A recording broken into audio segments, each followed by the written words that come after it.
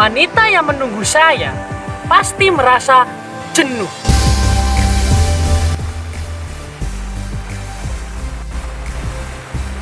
Sudah lama menunggu? Iya, sehingga aku jenuh menunggu kamu. Tunggu dulu.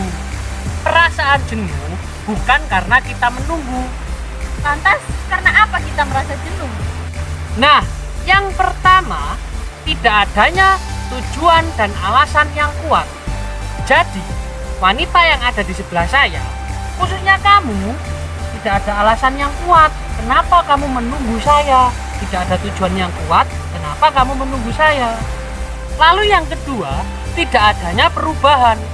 Selama aktivitas menunggu terjadi, mungkin yang dilakukan hanya hal-hal yang monoton, sehingga tidak adanya variasi menimbulkan sebuah kejenuhan.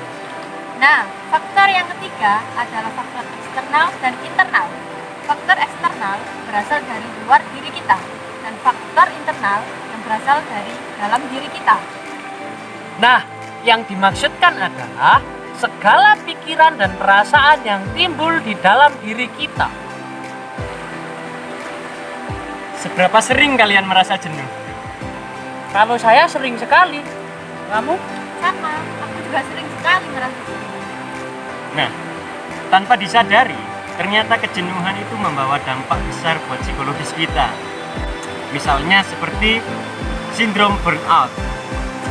Sindrom burnout adalah gejala emosional yang meliputi fisik maupun mental yang terjadi akibat dari tekanan pekerjaan, sekolah, atau yang lainnya, sehingga menimbulkan rasa jenuh, bahkan gelisah, cemas, dan depresi yang berkepanjangan.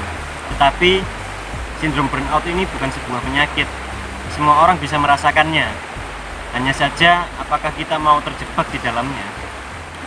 Dampak yang kedua adalah cabin fever. Cabin fever biasa terjadi ketika orang telah bosan karena lama di rumah atau terlalu lama di suatu tempat sendirian. Nah, orang yang mengalami cabin fever biasanya mudah merasa cemas dan juga mudah tersinggung, mudah marah. Bahkan orang yang mengalami cabin fever biasanya sulit percaya kepada orang lain. Dia akan mudah merasa sedih dan depresi dalam waktu yang lama. Tapi ingat, kedua dampak ini bukanlah satu gangguan psikologis. Tetapi jika terlalu lama dibiarkan dengan tingkat stres yang tinggi, maka akan menimbulkan gejala yang lebih buruk.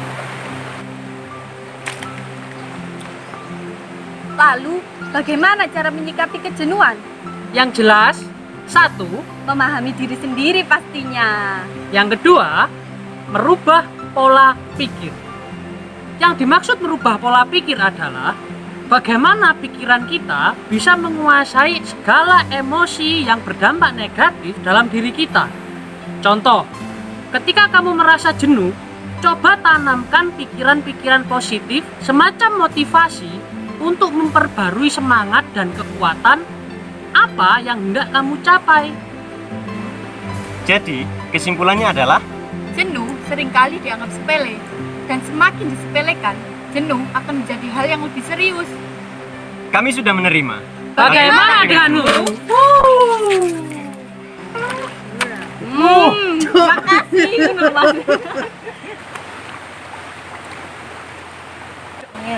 Jadi